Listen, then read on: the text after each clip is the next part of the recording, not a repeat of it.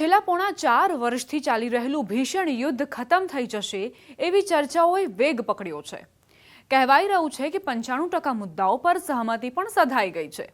અમેરિકાના રાષ્ટ્રપતિ Donald Trump અને યુક્રેનના રાષ્ટ્રપતિ વોલોદિમીર ઝેલેન્સ્કી વચ્ચે રવિવારે થયેલી મહત્વપૂર્ણ મુલાકાત પછી યુક્રેન યુદ્ધને લઈને આશાઓ વધી ગઈ છે। બંને નેતાઓએ કહ્યું છે કે યુદ્ધ ખતમ કરવાના કરારની ખૂબ નજીક પહોંચી ગયા છે। જો કે હજુ પણ એક બે એવા મુદ્દા છે જે સૌથી વધુ અટકેલા છે। આ વાતચીત અમેરિકાના ફ્લોરિડામાં ટ્રમ્પના મારે લાગુ રિઝોર્ટમાં થઈ, જ્યાં બંને નેતાઓએ આશરે 3 કલાક સુધી બંધ રૂમમાં ચર્ચા કરી અને પછી સંયુક્ત પ્રેસ કોન્ફરન્સ પણ કરી। ડોનાલ્ડ ટ્રમ્પે કહ્યું કે તેમને લાગે છે કે કેટલાક જ અઠવાડિયામાં આ સ્પષ્ટ થઈ જશે કે શાંતિ વાતચીત સફળ થશે કે નહીં। તેમના મતે વાતચીત ખૂબ આગળ વધી ચૂકી છે અને બંને પક્ષો વચ્ચે વિશ્વાસ વધ્યો છે। ઝેલેન્સ્કીએ પણ તેને સકારાત્મક મીટિંગ કહી અને જણાવ્યું કે શાંતિના માળખા પર મહત્વપૂર્ણ સહમતિ બની ચૂકી છે। સૌથી મોટો દાવો સુરક્ષા ગેરંટીને લઈને કરવામાં આવ્યો।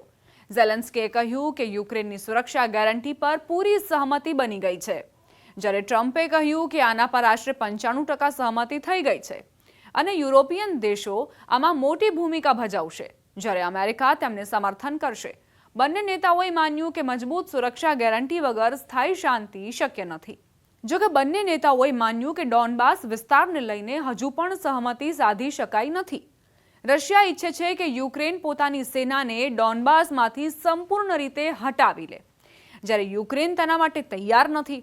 ટ્રમ્પે કહ્યું કે આ ખૂબ મુશ્કેલ મુદ્દો છે, પરંતુ આના પર પણ વાતચીત આગળ વધી રહી છે।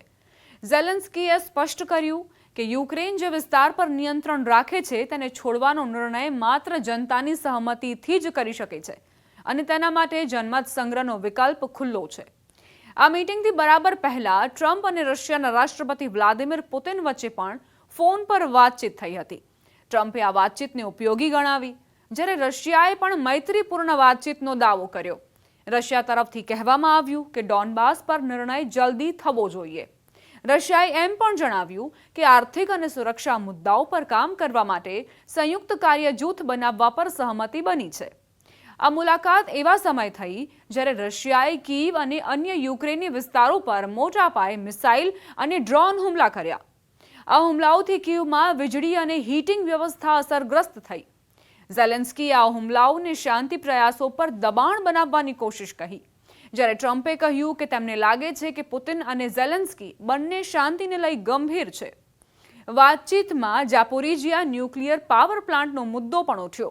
અમેરિકાએ આ પર સામાન્ય નિયંત્રણનો પ્રસ્તાવ રાખ્યો છે અને ત્યાં વીજ લાઇનોના સમારકામનું કામ શરૂ થઈ ચૂક્યું છે।